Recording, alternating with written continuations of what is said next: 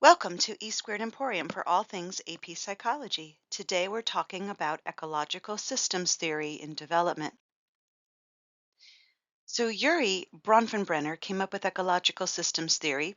It's a psychological model of all things in the environment that may impact the child's development and how it's influenced by a series of interconnected environmental systems.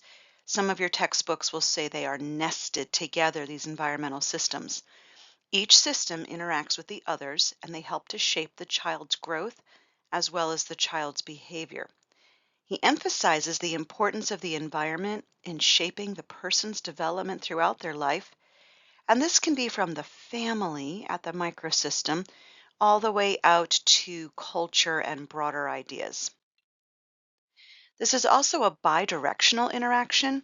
That means that the child is having an impact on the environment and the environment is having an impact on the child. This is not one-sided. This is a reciprocal interaction and it is being influenced. The child is not just passive, but is an active contributor to their school, to their family, to their neighborhood, to their church. Let's start at the first level, the microsystem. This is the child's most immediate relationships and environments. The parents, siblings, classmates, teachers, and neighbors. So these are people who have direct contact with the child in the immediate environment and from a very young age. So let's see how this could impact the child, for example. Very supportive parents could read to their child and provide extra educational activities, and that would positively influence their cognitive and language skills. Or a negative one could be children with friends who are bullying them at school. They might later develop self-esteem issues. So that's how the microsystem can impact the child. And here's an example of all the microsystems.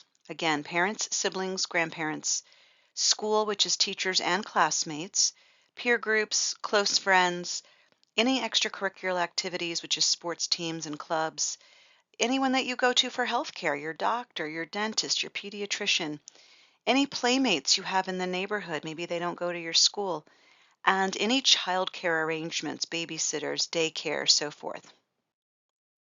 Let's go up a system. The mesosystem is the next outer circle after microsystem. The next circle is mesosystem. This involves interactions between the different microsystems in the child's life. Basically, it's saying that each of these systems impacts the child. So for example, a child whose parents are actively involved in their school life might go to parent-teacher conferences, might go to games, might volunteer for school events. That child may perform better academically because of the interaction between school and parents. So the interaction between the family microsystem and the school microsystem forms a mesosystem, and that creates a supportive environment for learning.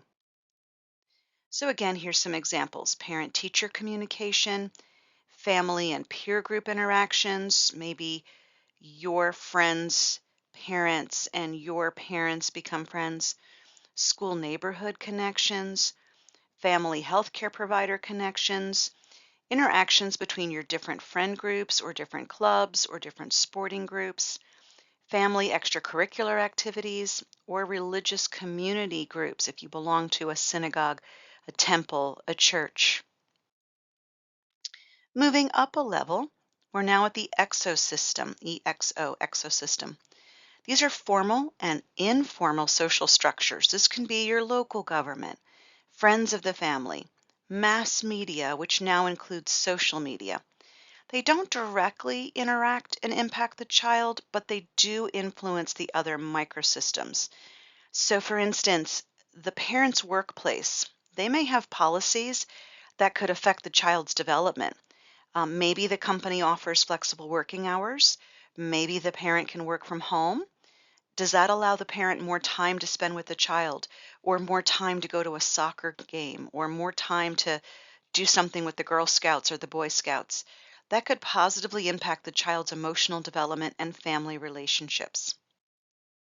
So examples would be where the parents work and the policies of that workplace. Maybe the workplace says, no, you got to work 80 hours and you can't go home and see your kid.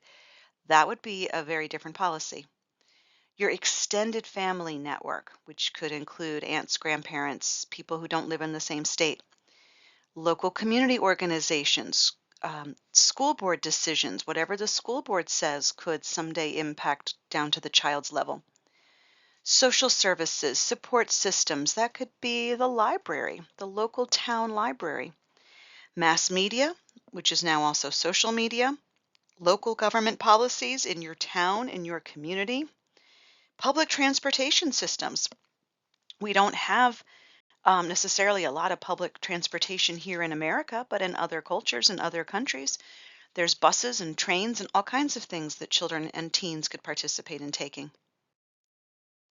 And then we go out another level to the macro system. So micro is tiny, macro is big. This is how cultural elements affect the child's development. So the culture you're in, the ideology, which is the thinking process of your culture, the attitudes and the social conditions, all of this the child is immersed in. So this is how does your culture feel about gender roles? Boys do this and girls do that. Individualism, like are you allowed to be an individual or is it more collective? Family structure, right? What does the mother do? What does the father do? And social issues, and these establish norms and values that will permeate all of the child's other systems, but especially the microsystem. It does not refer to the specific environment, but it's the society and the culture where the child is developing. So if you could even leave America and go to, say, Costa Rica, and that would be a different macro system that would impact the child differently. So, an example here cultural norms and expectations, which could be expectations for men and women, expectations for children versus adults, socioeconomic factors, which means money, educational policies and standards based on that culture, healthcare systems, technological advancements, and that could again be culture specific, environmental attitudes and policies, gender role and expectations. So mothers do this, fathers do that. Religious ideas, philosophical ideas, that can all have an impact on the child. So here's some examples of the macro system.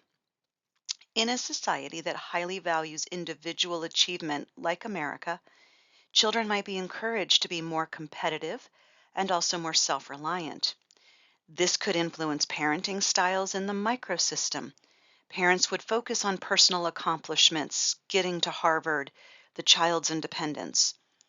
If we were in a different culture that emphasizes collective harmony, children might be raised to prioritize the group needs over the individual desires. So it would be more about the family, the society, the village. This could manifest in the microsystem with parents encouraging cooperative play, right? Not being so competitive, and shared decision making. And the last one is chronosystem. Again, chrono means time. So these are shifts and transitions over the child's lifetime, and they can cause stress. So some of these can be predicted, like when you'll start school. The aging process is fairly normal and can be predicted when you might start a job, when you might start college. Some of these can be unpredicted, like going through a divorce, having to change schools if your parents relocate, having something environmental happen, like an earthquake. How children respond to these life transitions depends on the support of all their other systems. So, for example, going through something like a global pandemic, we might relate to that. So, children growing up during a global pandemic experience disruptions in their education, possibly shifting to online learning, changes in family dynamics, possibly parents are now working from home, maybe big brother and big sister came home from college, maybe everyone's on the dining room table trying to work on their laptops. It altered social interactions. We had social distancing. Graduation was different. School dances looked different. So all of this can have long-lasting effects on the child's development. So again, this last one, the Chronos system, could be major historical events, a war, a pandemic, the fires in LA, the hurricanes that went through Asheville, technological shifts like the internet, AI, social media, holograms, whatever's coming next.